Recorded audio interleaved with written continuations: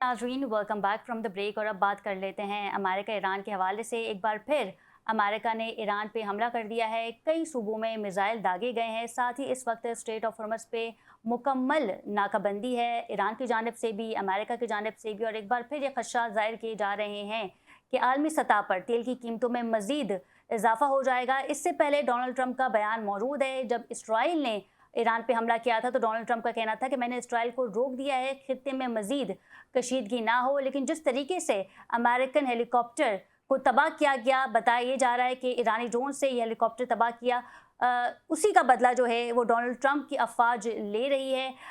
Iran भी retaliate कर रहा है। जॉर्डन के फ़िज़ाई अड्डों पे हमले किए गए हैं। बताया ये भी जा रहा है कि F-16 F-35 तैयारा भी तबाह किया है ईरान ने। इसमें मजीद बात करेंगे। हमारे साथ मौजूद हैं ब्रिगेडियर रिटायर फारूक हमीद साहब, दिफाई तज्जियाकार। बहुत शुक्रिया फारूक हमीद साहब आपके वक्त का। बहुत शुक्रिया, थैंक यू।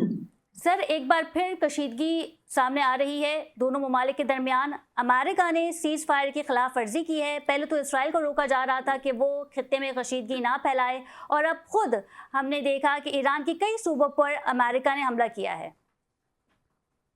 बिस्मिल्लाहिर्रहमानिर्रहीम। देखिए, बात यह है कि हम थ्रू कहते रहे हैं कि प्रेसिडेंट ट्रंप जो है बहुत ही अनरिलायबल किस्म की उनकी पर्सनालिटी है, और यू टर्न लेने में तो वो माहिर है। और अब पिछले चंद महीनों में ये उन्होंने साबित कर दिया, almost on a daily basis मैं तो कहूँगा, कि सुबह वो कुछ कहते हैं, जंग की बात करते हैं, शाम को एकदम उनको ब्रेन वेव आती है तो अमन की बात करना शुरू कर देते हैं। ठीक है ना?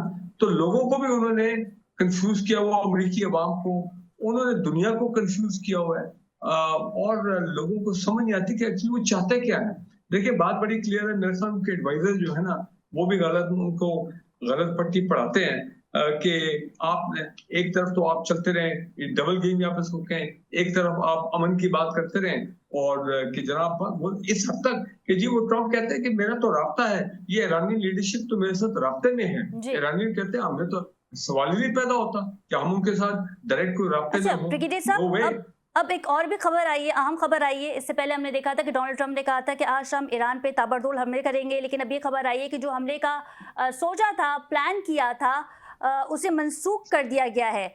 और बहुत जल्द जो है वो आला सतह पे मुज़ाकरात तो होंगे ईरान और अमेरिका के दरमियान। ये अब उनका नया बयान सामने आया है। देखिए, ये मैंने भी पढ़ा है, मैं इस पे आने वाला था कि वो कतर की डेलीगेशन है, वो एकदम इमरजेंसी में ईरान गई है, और जाहिर बात है पाकिस्तान भी ऑन हॉटलाइन है ईरान के साथ, अमेरिका के साथ भी।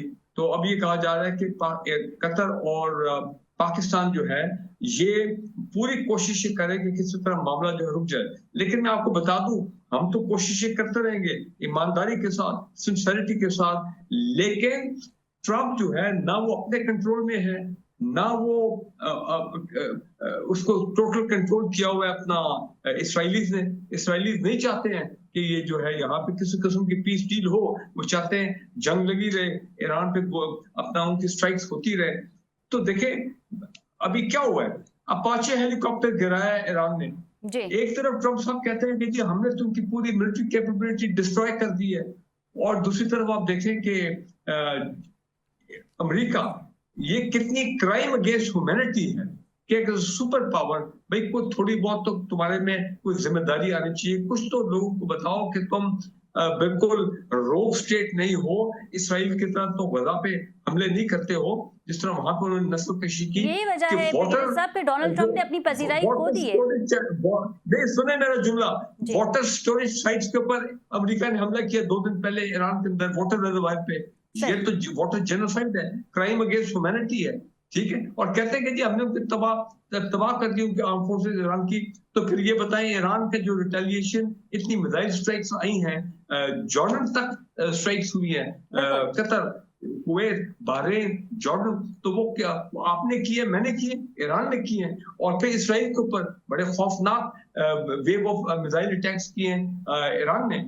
तो मैं समझता हूँ ईरान जो है वो टोटली, वो तो बल्कि बीच में एंजॉय करता होगा कि जरा आप देखें ये इतने बेवकूफ है, इन्होंने ब्लंडर कमिट किया है, हम पे हमले करते हैं बार बार, और हम हर मर्तबा जो है इनकी क्लास लेते हैं। So Trump is in a very bad shape. मैं समझता हूँ कि वो उन्होंने एक ऐसा मुहिम जो कर दी फॉर द सेकंड टाइम कि अब उनके लिए निकलना जो है वो बड़ा मुश्किल हो रहा है। अच्छा ब्रिगेडियर साहब, जिस तरीके से डोनाल्ड ट्रंप जो है वो अपने बयानात से यू टर्न ले लेते हैं, जिस तरीके से आपने भी इस वक्त जिक्र किया, जेनोसाइड का भी आपने जिक्र किया कि पानी की तनसीबात पर भी हमला किया गया, आने वाले वक्तों में आप देख रहे हैं कि ईरान और अमेरिका का मुआहदा अनकरीब हो जाएगा, क्योंकि अमेरिका को भी फेस सेविंग चाहिए और वो खुद भी इस जंग से निकलना चाहता है। गालिबन नवंबर और दिसंबर में भी मिड टर्म इलेक्शन है और ये बताया जा रहा है कि डोनाल्ड ट्रंप अपनी पजीराई खो चुके हैं। देखें जी, हम तो सुन के थक गए हैं कि बस ये 48 घंटे में 1 page memorandum, letter of intent, 1 page का वो इंटरिम सीज फायर, बाकी मेन इश्यूज जो हैं न्यूक्लियर के हो गए, एनरिच्ड यूरेनियम के हो गए, उनके ऊपर जो सैंक्शंस हैं वो बाद में देखी जाएंगी आने वाले 8-10 हफ्तों में।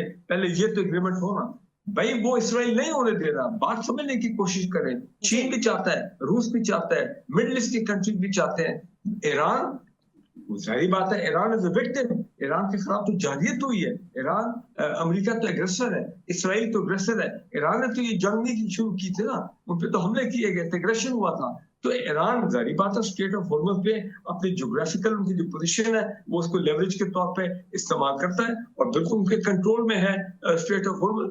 अब अमेरिका जो है, उनके अपने बेसिस जो है, उनकी हालत क्या हुई है मिडिल ईस्ट में, वो किसी को बताने के काबिल नहीं रहे हैं कि जनाब हमारी मिडिल जो बेसिस है मिडिल ईस्ट मुल्कों में, उनमें कितनी तबाही हुई है ईरान ने पिछले 2-2.5 महीने में।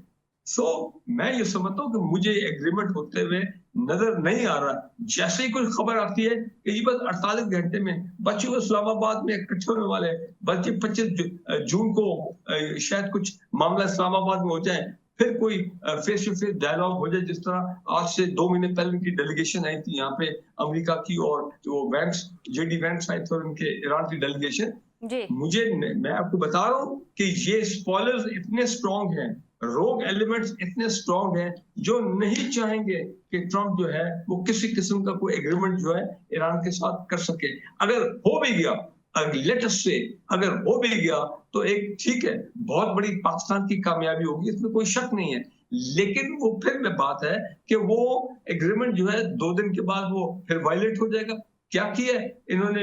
लेबनान इसराइल को इकट्ठा बैठाया आमने सामने, उन्होंने सीज फायर किया, 24 घंटे में इसराइल ने दोबारा लेबनान, सदर लेबनान पे बॉम्बिंग शुरू कर दी। यहाँ पे भी यही होगा। अगर हो भी जाए कोई एग्रीमेंट, हम सब बड़े खुश होंगे, बहुत बैंड बजाया जाएगा, लेकिन ये इसराइली विल इंश्योर। अच्छा ब्रिगेडियर साहब, जिस तरीके से डोनाल्ड ट्रंप ने नेतन्याहू को पागल कहा, ना शुक्रा कहा, तो यूं लग रहा था कि बहुत बरस चुके हैं नेतन्याहू पे, लेकिन वो अपनी हरकतों से बाज ना आए। फिर भी हमने देखा कि लेबनान पे हमले किए गए, मिसाइल दागे गए, ड्रोन हमले किए गए।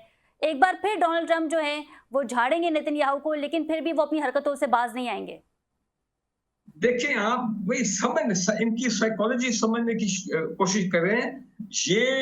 ये इन्होंने सब, मैं फिर वो लफ्ज़ इस्तेमाल कर रहा हूँ, सॉरी, मैं जरा बहुत बेसिक लैंग्वेज इस्तेमाल कर रहा हूँ, खुल के बात कर रहा हूँ। वो चक्कर दिया हुआ है, अंदर से ये मिले हुए हैं, प्लीज ट्राई टू अंडरस्टैंड।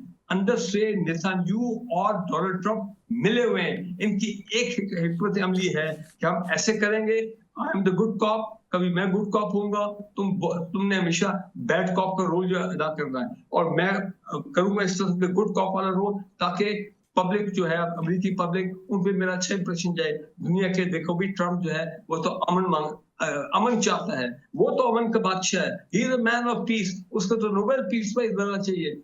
लेकिन अंदर से जो तुमने करना है और जो हमने करना है, हमारी अंडरस्टैंडिंग है, कीप ऑन डूइंग इट।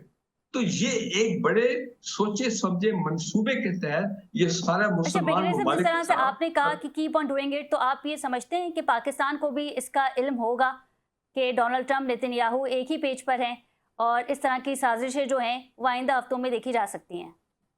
बिल्कुल, मैं समझता हूँ पाकिस्तान जो है, देखिए ना, आफ्टर ऑल हमें भी बहुत तजुर्बा है। दोहा अकॉर्ड भी पाकिस्तान ने कराया था, कितनी मुश्किल से फैसिलिटेट किया एग्जिट अमेरिकी फोर्सेस की 2020 में फ्रॉम अफगानिस्तान। पाकिस्तान के सब समझते हैं, ये सारी गेम पाकिस्तान समझते हैं, लेकिन Pakistan in the larger interest of global piece and in the interest कि मुसलमानों के खिलाफ ये जाहिलियत जो हो रही है ये रुके, ताकि ये मामला जो है अमन की तरफ जाएं और इकोनॉमी जो लोगों की ममालिक की तबाह हो गई है, तेल के मसाइल हैं, एनर्जी के मसाइल हैं, ट्रेड के मसाइल हैं, वो मामला जल्द से जल्द खत्म हो। उसका बड़ा इम्पैक्ट आ रहा है ममालिक की इकोनॉमी पे। लेकिन मैं आपको एक बात बताऊं, जी मैंने ये भी कहीं पढ़ा कि पाकिस्तान ने उनको ये भी कहा, सुनने में आ रहा है, I can not confirm it, कि जनाब फिर ठीक है, अगर आप हमारे जो ईमानदाराना एफर्ट्स हैं, अगर आप ये करेंगे, बार बार हमारे एफर्ट्स को स्कटल करेंगे, हमारे एफर्ट्स को सबोटाज करेंगे, उसको स्पॉइल करेंगे, तो फिर जाए आप जाके खुद ईरान के साथ अपना मुआहदा जो है वो करें। If you can get piece bye fighting with Iran, फिर गो एंड डू इट। मैं समझता हूँ एक वक्त आएगा शायद पाकिस्तान ये कहे कि जी ठीक है, अनाउंस तो नहीं करेगा, जारी बात है कि ठीक है जी, we have lost interest in peace, क्योंकि आप अमन होने नहीं देते। हम तो चाहते हैं अमन हो, 24 घंटे में हो, इससे ज्यादा हम क्या कर सकते हैं। चीन जो है वो सपोर्ट कर रहा है पाकिस्तान के पीस प्रोसेस को, मिडिल ईस्ट के ममालिक वो पाकिस्तान के पीस प्रोसेस को सपोर्ट कर, रूस सपोर्ट कर रहे हैं। लेकिन ट्रंप को क्या प्रॉब्लम है, ईरान जो है वो आज हमले रुक जाए, आज मामला स्टेट ऑफ हॉर्मुज़ पे वो ईरान की सोवरेनिटी एक्सेप्ट कर लें, वहाँ शिप्स को अटैक करना अमेरिकन जो है वो बंद कर दें, और इस तरह की ये जो जारियत है पानी के रिजर्वायर्स के ऊपर करना, कितनी मैं समझता हूँ शर्मनाक बिहेवियर है ये, एक ह्यूमन, मैं फिर कहूंगा क्राइम अगेंस्ट ह्यूमैनिटी है। तो ये तो मैं अमेरिका को सोचना चाहिए, लेकिन नहीं, मैं फिर कहूंगा ये और वो सहूली ताकतें ये मिली हुई अंदर के कि मुसलमानों को हमने मारना है। ठीक है, हम करते रहेंगे जब तक होता है, लेट्स डू इट। लेकिन एक वक्त आएगा कि शायद पाकिस्तान भी कहे कि यार एनफ इज एनफ, बस बहुत हो गई, तुम खुद निबड़ो अपना पीस प्रोसेस। अगर मिलता आपको अमन, ईरान के साथ हमले करके अगर आपको अमन मिलता है तो ठीक है जी, गो अहेड, डू इट। बिल्कुल जी, बहुत शुक्रिया ब्रिगेडियर साहब आपके वक्त का। इस वक्त अमेरिका और ईरान में कशीदगी बरकरार है। बताया यही जा रहा है कि अगर मजीद कशीदगी रही तो फिर आलमी सतह पर तेल की कीमतों में मजीद इजाफा हो जाएगा। प्रोग्राम का वक्त खत्म हुआ। अपनी मेज़बान खतीजा राठौर को इजाज़त दीजिए। अल्लाह निगहबान।